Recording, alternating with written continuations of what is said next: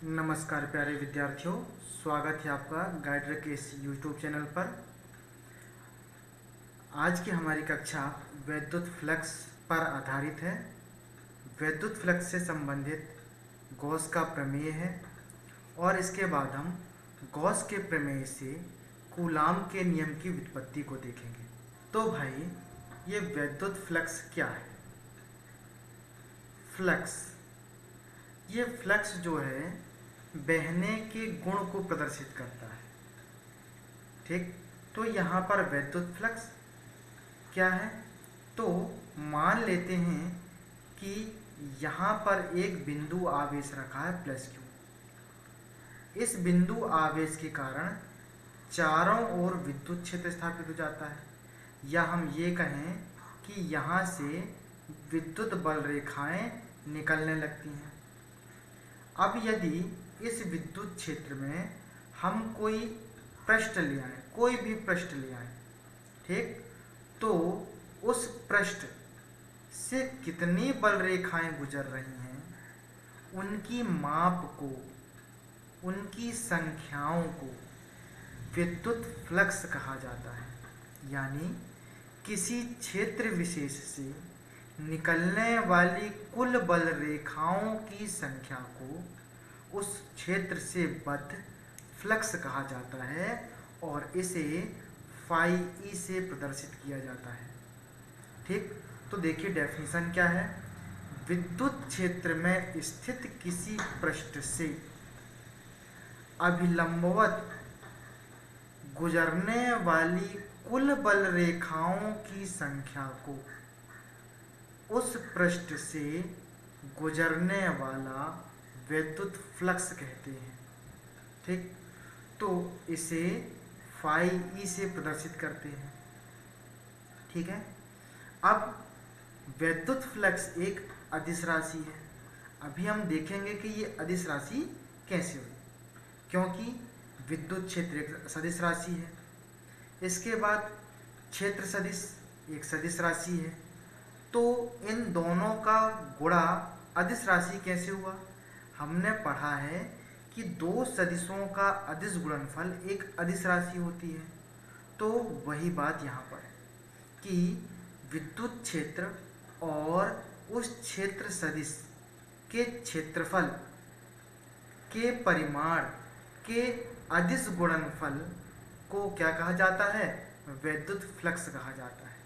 ठीक, तो मान लेते हैं कि किसी बिंदु पर विद्युत क्षेत्र E है। ठीक, यदि उसके लंबवत रखे पृष्ठ का क्षेत्रफल ds हो तो गुजरने वाला विद्युत फ्लक्स कितना होता है? फाई ई बराबर E इंटू डेल एस होता है, जहाँ E क्या है? उस बिंदु पर विद्युत क्षेत्र है और डेल एस उस पृष्ठ का क्षेत्रफल है। ठीक, तो ये तो हो गया फाई ई। परंतु अब देखिए, हमें चित्र 1 में हमने देखा कि क्षेत्र सदिश की जो दिशा है, उसी दिशा में यदि विद्युत क्षेत्र हो तो उससे गुजरने वाली बल रेखाओं की संख्या या उससे बद्ध फ्लक्स का मान d phi e equal e into del s होता है। किंतु यदि इस समतल के अभिलंब और विद्युत क्षेत्र की दिशा के बीच कोण कितना हो? थीटा हो। कोण थीटा हो तो विद्युत फ्लक्स की वैल्यू क्या हो जाएगी? तो देखिए, विद्युत फ्लक्स की वैल्यू क्या होगी? हम यदि यहीं पर देखें तो ये ई क्षेत्र समतल के साथ थीटा कोण बना रहा है। तो अब हम इस सदिश को ही दो घटकों में वियोजित करेंगे। एक लंब घटक हो जाएगा ई साइन थीटा और एक होगा आधार घटक ई कॉस थीटा। ठीक, तो चूंकि इसके यहाँ से हम यदि लंब खींच लेते हैं तो ये हो जाएगा हमारा आधार और ये होगा हमारा लंब। तो हमें लेना है लंब घटक। क्यों? क्योंकि भाई लंब घटक की दिशा में ही समतल की दिशा है। ठीक है ना? तो आधार घटक क्या हो जाएगा? आधार घटक होगा ई कोस थीटा। तो अब नए विद्युत फ्लक्स का मान क्या होगा, डेल फाई ई बराबर ई, जहाँ ई है वहाँ क्या आ जाएगा, e cos theta into del s, या डेल फाई ई बराबर क्या आ जाएगा, e into del s into cos theta. या हम जानते हैं कि दो सदिशों का अदिश गुणनफल क्या होता है, ये होता है। तो हम इसे लिख सकते हैं e dot del s equal to del phi e.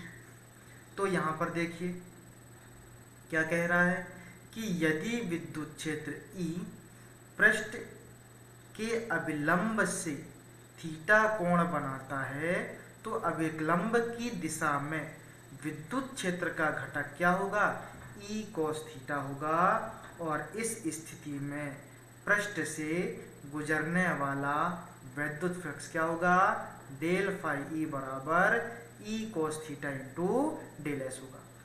तो डेल फाई ई बराबर क्या हो जाएगा, ई इंटू डी एस या डेल एस कोस थीटा, और हम उसे लिख सकते हैं vector e dot vector del s के रूप में। अतः क्या हो जाएगा, देखिए किसी पृष्ठ से गुजरने वाला विद्युत फ्लक्स विद्युत क्षेत्र और क्षेत्र सदिश के अदिश गुणनफल के बराबर होता है। ठीक, अतः हमने पढ़ा है दो सदिशों का अदिश गुणनफल एक अदिश राशि होती है। यही कारण है कि विद्युत फ्लक्स क्या है, एक अदिश राशि है। ठीक, अब नेक्स्ट क्या है, देखिए यहाँ पर समीकरण नंबर 1 से हमें कुछ बताने का प्रयास किया जा रहा है। क्या है भाई वो बात, किसी पृष्ठ से गुजरने वाला विद्युत फ्लक्स विद्युत क्षेत्र और पृष्ठ के क्षेत्रफल तथा विद्युत क्षेत्र के सापेक्ष पृष्ठ के झुकाव पर निर्भर करता है। यानी इस विद्युत फ्लक्स डेल फाई ई की जो वैल्यू है वो पृष्ठ के क्षेत्रफल डेल एस तथा थीटा पर निर्भर करता। ठीक, इसी स्थिति को आगे बढ़ाते हुए कुछ स्थितियां ले ली गई कि यदि थीटा बराबर 90 अंश हो, थीटा बराबर 90 अंश हो, थीटा बराबर 90 अंश हो, इसका मतलब क्या है, देखिए ध्यान से, ये है हमारा समतल। ठीक, और इसकी दिशा है ये डी एस। थीटा 90 अंश होगा, थीटा 90 अंश होगा, मतलब ई की दिशा कहाँ होगी, ई की दिशा होगी ये, ई की दिशा कहाँ होगी ये। यानी पृष्ठ जो है, पृष्ठ जो है विद्युत क्षेत्र के समांतर होगा। पृष्ठ क्या होगा, विद्युत क्षेत्र के समांतर होगा। और जबकि ध्यान दीजिए ये है हमारा एक क्षेत्र, तो ये हो गया क्या, ds। ठीक, और यदि 0 है तो इसी दिशा में क्या होगी, विद्युत क्षेत्र E होगा।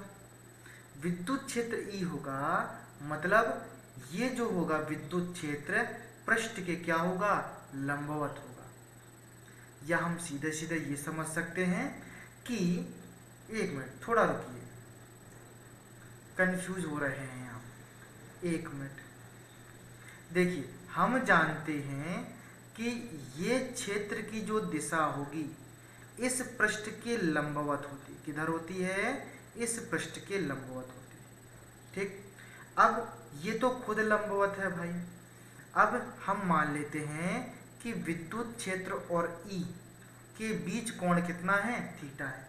तो पृष्ठ के क्या होगा, विद्युत क्षेत्र समानांतर होगा, और यही विपरीत कार्य यहाँ पर हो जाता है।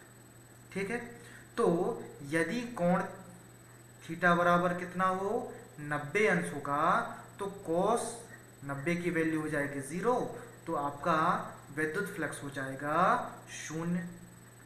जबकि यदि cos थीटा बराबर cos 0 हो जाए तो इससे निकलने वाला विद्युत फ्लक्स क्या होगा?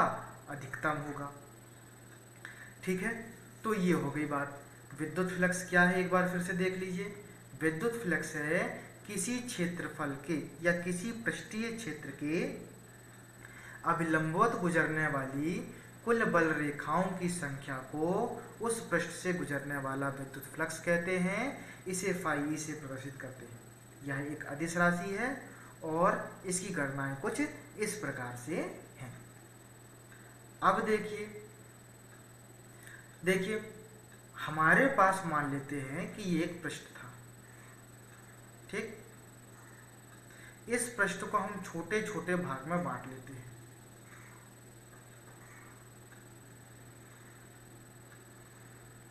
ये हो गया हमारा एक पृष्ठ जिसे छोटे छोटे भाग में बांट लिया। मान लेते हैं इसके प्रत्येक भाग का जो पृष्ठ क्षेत्रफल है वो कितना है? ds है। कितना है? ds है। और इसके भाग से निकलने वाला विद्युत या इसके किसी बिंदु पर विद्युत क्षेत्र की तीव्रता E है। तो इससे गुजरने वाला अल्प विद्युत फ्लक्स का मान कितना होगा? E इंटू ds होगा।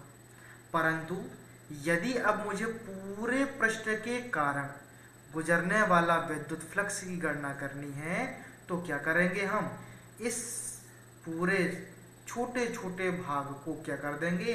समाकलित कर देंगे। यानी हमें प्राप्त हो जाएगा डी फाई ई बराबर समाकलन E इंटू ds। या E तो प्रत्येक बिंदु पर समान है तो अंदर क्या बचेगा? ds। और ds यानी ये तो छोटे से भाग का क्षेत्रफल था। अब पूरे भाग का क्षेत्रफल मान लेते हैं कितना है? s है। तो इसकी वैल्यू हो जाती है E into s phi e बराबर E इंटू एस। क्या हो जाएगा? फाई ई बराबर E इंटू एस। ठीक, तो ये कह रहा है कि यदि पृष्ठ का क्षेत्रफल अधिक है तो उसे छोटे छोटे क्षेत्रफल अवयवों में विभाजित किया जा सकता है। और यदि एक छोटे क्षेत्रफल अवयव से गुजरने वाला विद्युत फ्लक्स इतना है तो संपूर्ण से गुजरने वाला विद्युत फ्लक्स क्या हो जाएगा? सिग्मा लगा दीजिए या समाकलन कर दीजिए, बात एक ही है। ठीक, तो ये हो गया, बात स्पष्ट है। अब देखिए इसकी यूनिट क्या है, क्या होगा मात्रक। ठीक, तो विद्युत फ्लक्स फाई ई होता है E इंटू ds या E इंटू एस। एस क्या है भाई? क्षेत्रफल है। और E क्या है? विद्युत क्षेत्र की तीव्रता। और विद्युत क्षेत्र की तीव्रता को हम प्रदर्शित करते हैं एकांक आवेश पर लगने वाला बल। और S हो गया क्षेत्रफल। बल का मात्रक होता है न्यूटन, कूलाम आवेश का मात्रक हो गया कूलाम, और क्षेत्रफल का मात्रक हो गया मीटर का वर्ग। तो ये हमें मात्रक मिल गया न्यूटन मीटर का वर्ग प्रति कूलाम। क्या मिल जाएगा? न्यूटन मीटर का वर्ग प्रति कूलाम इसका मात्रक मिल जाएगा।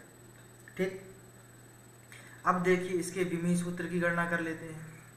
तो इसके विमीय सूत्र की यदि हम बात करें तो विमीय सूत्र कैसे लिखा जाता है? मात्रक की सहायता से लिखा जाता है। तो इसका मात्रक है न्यूटन मीटर का वर्ग प्रति कूलाम। न्यूटन यानी बल। बल का विमीय सूत्र क्या होता है? m(L)T-2 इंटू मीटर यानी L का स्क्वायर बटे कूलाम यानी A इंटू विमीय सूत्र क्या आ जाएगा? mL की पावर 3 T की पावर -3 A की पावर -1। ये क्या हो जाएगा? इसका विमीय सूत्र हो जाएगा। ठीक, चलिए अब हम शुरू करते हैं गॉस का प्रमेय। कार्ल फ्रिड्रिच गॉस ने या कार्ल गॉस ने किसी बंद पृष्ठ के अंदर उपस्थित आवेश और इस पृष्ठ से गुजरने वाले विद्युत फ्लक्स फाई ई के मध्य संबंध बताने के लिए एक नियम का प्रतिपादन किया, एक गॉस का एक प्रमेय का प्रतिपादन किया। उनके अनुसार किसी बंद पृष्ठ से बद्ध फ्लक्स उसमें उपस्थित, उसके अंदर उपस्थित आवेश का 1/ε0 गुना होता है, जहां ε0 वायु या निर्वात की विद्युतशीलता होती है। तो उन्होंने क्या बताया कि किसी बंद पृष्ठ से गुजरने वाला कुल विद्युत फ्लक्स उसके अंदर उपस्थित आवेश का 1/ε0 गुना होता है, जहां ε0 वायु या निर्वात की विद्युतशीलता होती है। तो हम क्या लिख सकते हैं, फाई ई बराबर Q/ε0, ये हो जाएगा हमारा गॉस का प्रमेय का कथन। ठीक है।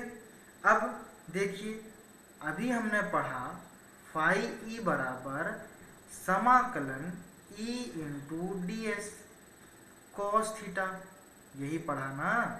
तो सीधी सी बात है, फाई ई बराबर E into ds cos theta समाकलन बराबर क्या जाएगा, Q/ε0।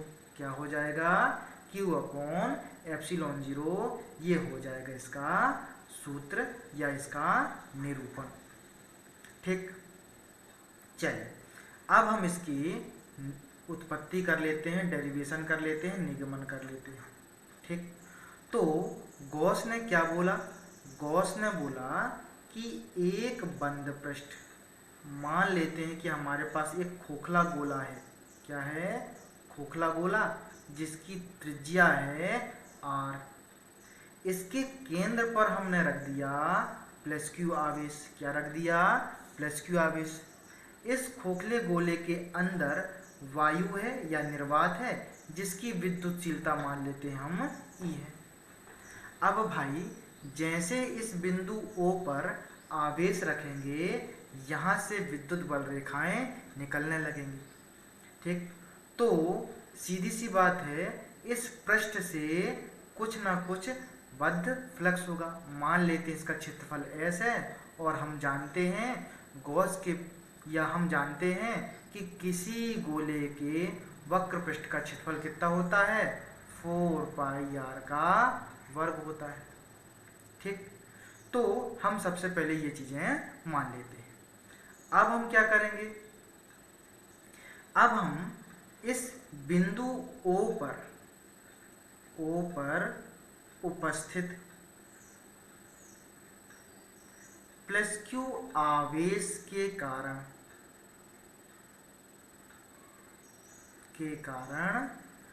r दूरी पर मतलब इसकी परिधि पर, r दूरी पर, या आवेश कारण r दूरी पर स्थित एक बिंदु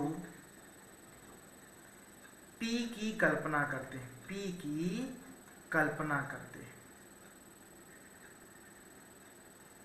तो मान लेते हैं यहां पर एक बिंदु P है, जिस पर विद्युत क्षेत्र की तीव्रता कितनी हो जाएगी भाई, हमने फॉर्मूला पढ़ा है विद्युत क्षेत्र की तीव्रता का, 1/4πε0 Q/r का वर्ग, ये पढ़ा है।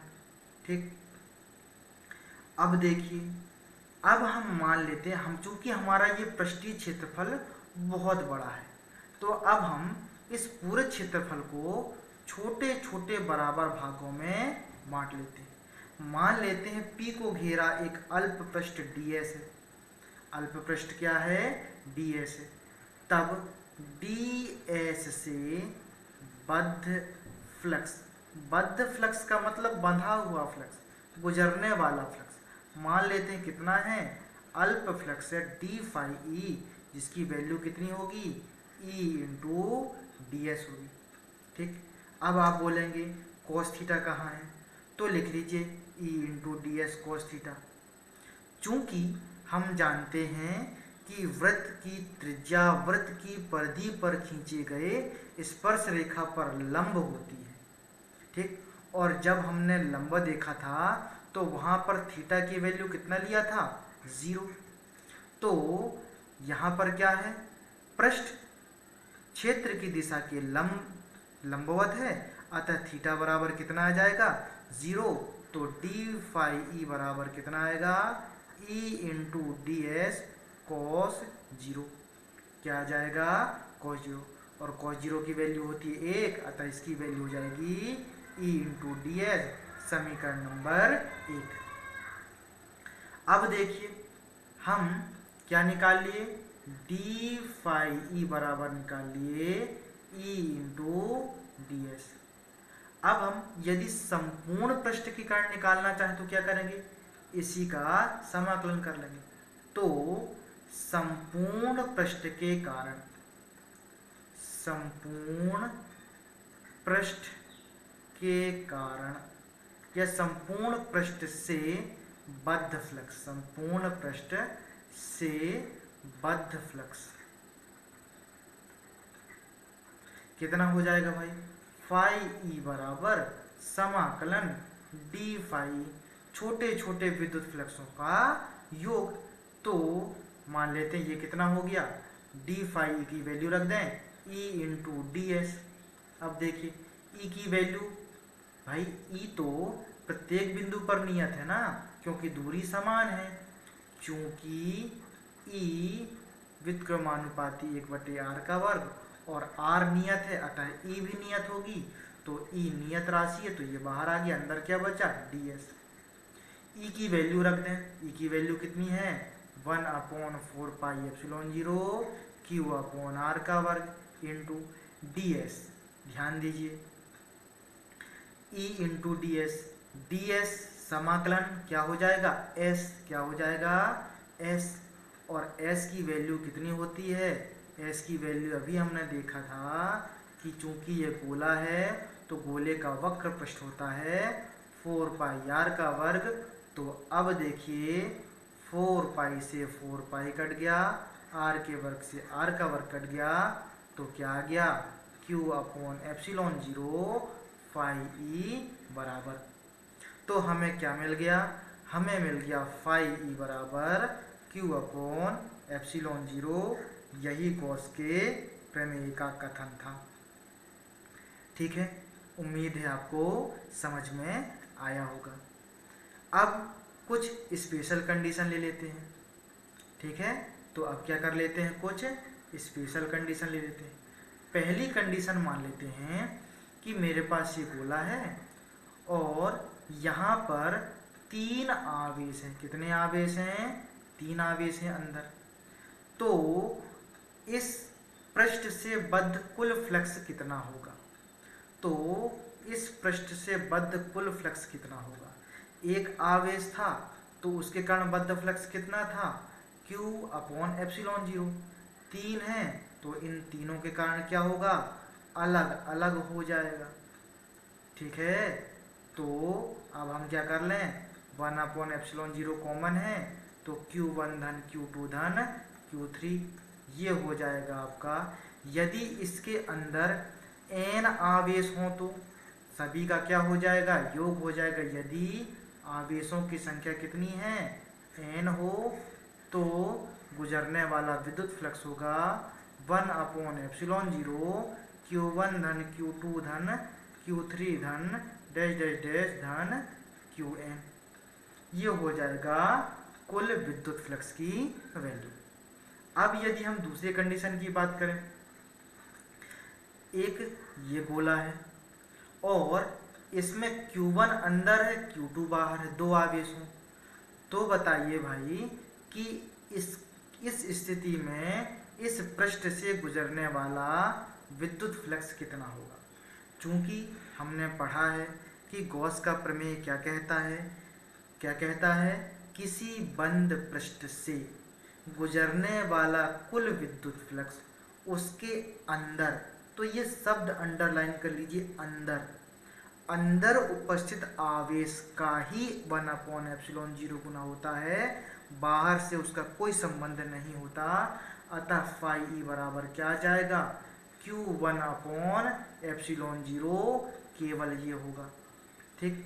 अब यदि हम तीसरी स्थिति की बात करें कि पूरा आवेश क्या हो, सारे आवेश इसके बाहर हों, तब इससे गुजरने वाला विद्युत फ्लक्स क्या होगा। चूंकि इसके अंदर आवेश शून्य है, अतः Q अपॉन एप्सिलॉन जीरो से 0/एप्सिलॉन जीरो बराबर क्या जाएगा, 0। अतः इस स्थिति में पृष्ठ से बद्ध विद्युत फ्लक्स कितना होगा, शून्य होगा। ठीक है, तो ये कुछ विशेष स्थितियां थी। अब आगे क्या है, अब नेक्स्ट है इसका महत्व क्या है। तो अभी हमने देखा कि तीन स्थितियां देखी ना, तीनों स्थितियां में क्या किया हमने, हमने किसी बंद पृष्ठ के अंदर जितना आवेश उपस्थित है उस आवेश और निर्वात या वायु की विद्युतशीलता के अनुपात के द्वारा उस पृष्ठ से बद्ध कुल फ्लक्स की गणना कर ली। तो यही इसका महत्व है। ठीक है, अब एग्जाम्पल देखिए, उदाहरण नंबर 1 क्या कह रहा है एग्जाम्पल, 1 कूलाम आवेश, तो Q की वैल्यू कितना है, 1 कूलाम है, से विकिरित विद्युत फ्लक्स की गणना कीजिए। यानी हमें फाई ई बराबर निकालना है और हम जानते हैं फाई ई बराबर होता है Q अपॉन एप्सिलॉन जीरो। तो हमारे पास क्या है, फाई ई बराबर Q अपॉन एप्सिलॉन जीरो। तो फाई ई की जगह हम क्या लिख सकते हैं, देखिए 1/4 pi epsilon zero into Q into 4 पाई लिख सकते हैं क्या, 4 पाई का ऊपर गुणा किया और 4 पाई का नीचे गुणा किया, कोई दिक्कत, 4 पाई एप्सिलॉन जीरो जमा लिया और Q इंटू 4 पाई कर लिए। तो 4 फाई ई बराबर 9 गुणा 10 की घात 9 गुणा Q की वैल्यू कितनी है, 1 कूलाम है, गुणा 4 गुणा 3.14। तो इसकी कुल वैल्यू कितनी आ जाएगी, 9 चौके 36 और 36 तिया 112। ठीक है ना, 36 तिया कितना हो जाएगा, सॉरी कितना हो, इसका गुणा कीजिए जरा। तो इसका गुणा करने पर आपको वैल्यू मिल जाएगी, इसे हल करने पर आपको क्या मिलेगा, इसे हल करने पर आपको एक संख्या मिलेगी 113.04 गुणा 10 की घात 9। या हम इसे दशमलव के रूप में अच्छे से लिख लें तो 1.1304 गुणा 10 की घात 11 लिख सकते हैं, क्योंकि 2 हमने दशमलव क्या किए हैं, इधर लेके गए हैं। ठीक है, तो इसकी वैल्यू कितनी आ जाएगी, इसकी वैल्यू आ जाएगी न्यूटन मीटर का वर्ग। ये हो जाएगा आपका आंसर। अब आगे क्या है, तो अब है गॉस के नियम की सहायता से कूलाम के नियम की स्थापना। तो हमें करना है फाई ई बराबर Q अपॉन एप्सिलॉन जीरो की सहायता से F बराबर 1/4 pi epsilon zero Q1 Q2 बटे R स्क्वायर की स्थापना करनी है। ठीक है, तो देखिए हम इसके लिए क्या मान लेते हैं कि एक खोखला गोला है जिसके केंद्र O है और त्रिज्या कितनी है, R है। ठीक, तो भाई ये एक खोखला गोला हो गया, त्रिज्या कितनी है, R है, इसके केंद्र O पर हमने क्या दिया, प्लस Q आवेश दे दिया। तो सीधी सी बात है, इस पृष्ठ से बद्ध फ्लक्स फाई ई बराबर कितना होगा, Q अपॉन एप्सिलॉन जीरो, जहां वायु या निर्वात की विद्युतशीलता एप्सिलॉन जीरो है। अब देखिए हम ये भी जानते हैं कि इस पूरे पृष्ठ से बद्ध फ्लक्स फाई ई की वैल्यू कितनी होती है, E इंटू एस, ये होती है कितनी होती है, E इंटू एस। तो ये हो गया समीकरण नंबर 1, ये हो गया समीकरण नंबर 2। तो समीकरण नंबर 1 एवं समीकरण नंबर 2 से हम क्या लिख सकते हैं, E into S equal Q upon epsilon zero लिख सकते हैं। और हमने पढ़ा है कि ये गोला है, गोले का वक्र पृष्ठ का क्षेत्रफल कितना होता है, 4πr का वर्ग। तो E इंटू क्या हो जाएगा, E इंटू 4πr का वर्ग इक्वल Q अपॉन एप्सिलॉन 0। तो E की वैल्यू Q अपॉन 4πr का वर्ग एप्सिलॉन 0, ये वैल्यू कहाँ जाएगी, नीचे आ जाएगी। ठीक, तो अब E को हम जमा लेते हैं, तो E की वैल्यू क्या मिलेगी हमें, देखिए अच्छे जमा लें, 1/4 एप्सिलॉन 0 Q अपॉन R का, ये हमें मिल जाएगी इस बिंदु आवेश से R दूरी पर किसी बिंदु पर विद्युत क्षेत्र की तीव्रता। चूंकि ये गोला है, R दूरी पर इसकी पूरी परिधि या इसका पूरा वक्र पृष्ठ है, ठीक है ना। तो मान लेते हैं कि इसके वक्र पृष्ठ पर एक परीक्षण आवेश Q0 रखा है। तो इस विद्युत क्षेत्र के कारण इस परीक्षण आवेश पर लगने वाला बल कितना होगा, तो हमने पढ़ा है F बराबर Q0 इंटू E। तो F की वैल्यू कितनी आ जाएगी, Q0 इंटू E। E की वैल्यू हमने पढ़ा है 1/4 एप्सिलॉन 0 Q अपॉन R का, अभी हमने काउंट किया था। तो F बराबर क्या आ गया, 1/4 एप्सिलॉन 0 Q0 बटे R का वर्ग। और यही क्या है, कूलाम का नियम है। ये इसका मात्रक क्या हो गया, न्यूटन। ठीक, अब देखिए यहाँ पर दो आवेश कौन कौन से हैं, Q है Q0, तो न्यूटन कूलाम के नियम से क्या लिखेंगे, F बराबर Q0। ठीक, और दूरी कितनी है, R है, तो सॉरी एक मिनट ना, क्या लिखेंगे, F बराबर 1/4 एप्सिलॉन 0 Q0 बटे R का वर्ग। यही लिखेंगे कि नहीं लिखेंगे। तो कूलाम का नियम क्या कहता है कि इन दो स्थिर बिंदु आवेशों के बीच लगने वाला आकर्षण या प्रतिकर्षण बल का मान इन दोनों आवेशों के गुणनफल के अनुक्रमानुपाती तथा दूरी के वर्ग के व्युत्क्रमानुपाती होता है। यही कूलाम का नियम है। एक बार फिर देखिए हमने कैसे काउंट किया इसे। तो हमने सबसे पहले क्या माना कि बिंदु O पर प्लस Q आवेश है, इस आवेश के कारण इसके चारों ओर विद्युत क्षेत्र स्थापित हो गया, जिससे बद्ध कुल फ्लक्स का मान कितना होगा, गॉस के प्रमेय की सहायता से इतना होगा, समीकरण 1 के बराबर। इसके बाद हम ये भी जानते हैं कि इस पृष्ठ का क्षेत्रफल यदि S है तो इससे बद्ध फ्लक्स कितना होगा, E इंटू S होगा। चूंकि फाई ई दोनों साइड क्या हैं, बराबर हैं, अतः हमने क्या लिख दिया, E इंटू S बराबर Q अपॉन एप्सिलॉन 0। इसके बाद S की वैल्यू रख दिया, इसके बाद E की वैल्यू काउंट हो गई। E की वैल्यू काउंट होने के बाद हमने इस बिंदु पर या इसके वक्र पृष्ठ के पर एक परीक्षण आवेश Q0 को माना। तो इस विद्युत क्षेत्र के कारण उस आवेश पर बल लगेगा, ठीक है ना।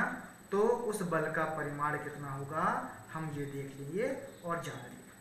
ठीक, तो हमें क्या मिल जाएगा, कूलाम का नियम मिल जाएगा, कूलाम के नियम का फॉर्मूला मिल जाएगा।